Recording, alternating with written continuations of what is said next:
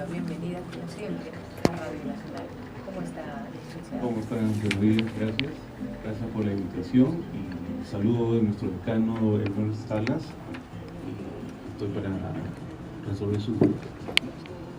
Cuando hablamos de socialización de los niños en tiempos modernos, ¿nos referimos a niños a partir de los 6 años o más pequeños?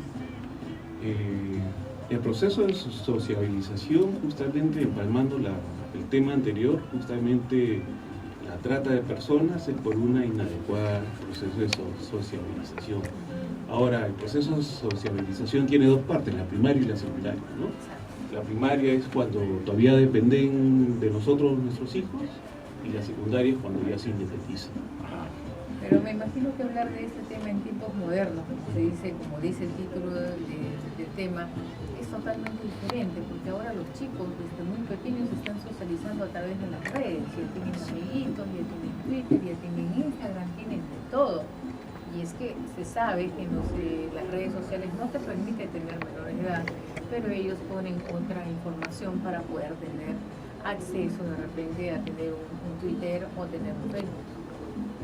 Justamente como dice Yuri, ese es el peligro de los medios de comunicación, porque toda la socialización hoy en día, que es la tablet, televisión, teléfono, cuando no hay quien los controle, cuando nosotros no revisamos los correos, no controlamos a nuestro hijo, se da el contacto con personas inescrupulosas, y justamente uno de ellos es por eso que se da la trata de personas. Es una de las consecuencias en la actualidad, por no tener un control adecuado, ¿no? Es un tema realmente difícil para los padres, especialmente ahora con el espacio que requieren, especialmente los niños que ya están en la preadolescencia, ¿no? Yo necesito mi espacio, no te metas a observar lo que yo estoy escribiendo con mis amiguitos, no me gusta, a ver, quisieras que yo lo haga contigo, es la clásica respuesta que te dan. Entonces, ¿qué hacemos? Los padres a veces nos encontramos en esa disyuntiva, ¿cómo actúo? ¿Me impongo o respeto su decisión? Y ahí viene el problema, que de pronto sí, hay una comunicación no adecuada con alguien. El tema, como tú dices, el tema es el uso inadecuado de los medios de comunicación o de la internet. Una de las desventajas justamente es lo que tú nos dices, en el caso de un adolescente, por tanto, tutearlo, cuando uno chatea con un adolescente, se pierde el principio de autoridad. Entonces, al perder el principio de autoridad, justamente por el hecho de que uno llega a ser par, papá e hijo, sí, entonces uno ya pierde el principio de autoridad.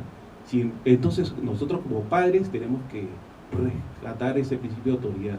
Una cosa es chatear delante de todos los hijos, en otro momento, pero muy distinto es que nosotros pongamos nuestra autoridad, nuestros principios, nuestra manera, nuestras normas, nuestros tiempos, nuestros espacios, porque todo va a depender. La tecnología no es que sea mala, los excesos son inadecuados. Es parecido como el tema que tocamos hace unos momentos sobre lo que eran los dibujos animados, ¿no? Es exactamente muy parecido. Más de 2 horas es lo no adecuado, es igual. Y no lo digo yo, lo dicen también todas las normas. Cuando uno pasa más de 2 horas, inclusive la norma de aprendizaje o el exceso, ya uno llega a tomar adicción y ya pierde el control en el proceso de sociabilizar. Están aislados, nuestros hijos están en el baño con su tablet, están bañándose, escuchando música, están conversando con el televisor prendido, el iPod acá, al lado derecho la radio, o sea, está con un arsenal, parecen Rambo de la tecnología, ¿no?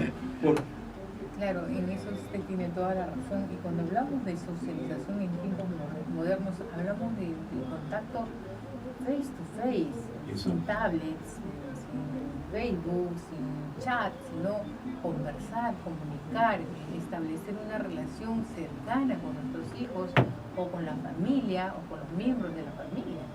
Justamente el pro es que te da mucho conocimiento y muchas ventajas. Sin embargo, el exceso, cuando es más de 2 horas, estás en una reunión o viene un familiar a visitar y tú estás conversando o tus hijos están viendo teléfono en lugar de saludar y conversar con los tíos, con la familia, Sí. ¿no? O estamos almorzando y estamos viendo televisión y todos estamos hipnotizados. Eso. Esto es lo malo, ¿no? O todos van a la mesa con la tablet y están contestando, si les entra un Qué mensaje, bárbaro. contestando el mensaje o viendo la tele. Una muy mala costumbre, y es ahí donde se pierde la socialización, la comunicación, Eso. la unión que debería existir en esa familia. Volvemos luego de la pausa con este interesante tema. Recuerden que tenemos una línea a vuestra disposición. Ahora sí vamos a continuar con esta entrevista donde estamos conversando acerca de cómo promover la socialización en los niños en tiempos modernos. Y antes de irnos a la pausa habíamos comentado que a veces se tornaba difícil por el hecho de que todos en casa estamos con el iPad o estamos con el iPhone o estamos mirando la televisión y no hay contacto, ni siquiera visual, ni siquiera nos miramos a veces cuando están entretenidos en esas cosas. El contacto físico, qué importante que es, y lamentablemente lo estamos perdiendo, ¿no? Imagínense, de un dormitorio a la sala, la mamá le dice, hola, ¿cómo estás, hijo? Yo bien, ¿y tú? No se pase. Pero eso es una realidad, ¿no? Pues es una realidad virtual. Estamos viviendo, por algo yo creo que salen las películas, ¿no? A lo Matrix, Sí, de verdad. ¿no? Estamos viviendo una realidad virtual en donde el 80% de nuestros hijos, adolescentes, incluidos nosotros, Ujú. estamos viviendo más en un mundo virtual.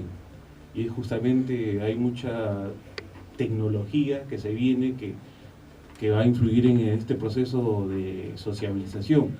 El objetivo justamente del proceso de sociabilización es que la persona aprenda a convivir en el mundo, para lo cual la familia, la escuela y los medios de comunicación son los que influyen en la personalidad y en la formación del individuo. Cuando uno vive en el mundo irreal o Matrix, empieza a tener determinadas desventajas, como empieza a tener frustración, empieza a tener baja tolerancia, le disminuye la capacidad de solucionar sus problemas, empieza a bajar su autoestima, no es una persona más apta para buscar un empleo, aparte que tiene problemas de sueño, hambre, apetito, es alguna serie de enfermedades. Entonces, ¿qué hacer nosotros? Una cosa es prohibir y otra cosa es restringir, Ujú. ¿no? Lo primero que hacemos los padres de familias es prohibir, ¿no? Uy, te enfrentas. Y sobre todo con un adolescente, Claro. ¿no? Ahí ya perdimos, como dice Sí. la cultura peruana, ¿no? Entonces nosotros, sí, Un segundo, por favor.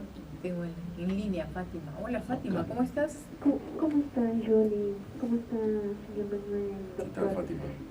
Mi consulta es que tengo una niña de 12 años y a ella no le hemos dado, o sea, no le damos el celular. A veces le gusta ver su peli para su dona exploradora, así sus dibujos, ¿no? Y he aprendido también los colores en inglés, que me he sorprendido mirando eso, ¿no? Pero no le damos seguido, y aparte ella también lo deja así y se va a jugar con sus cubos, sus juguetes, ¿no?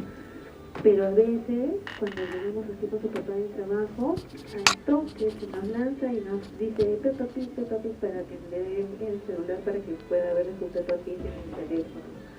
Yo no sé, yo igual a veces le quito, ¿no? Les digo, ya es hora de dormir. O sea, como que hago como que el celular tiene vida y le digo, ya se va a dormir, ya está cansado el celular, ¿no? Y ahí se lo quito para que ella también haga otras cosas. Entonces, no sé si estoy haciendo bien o...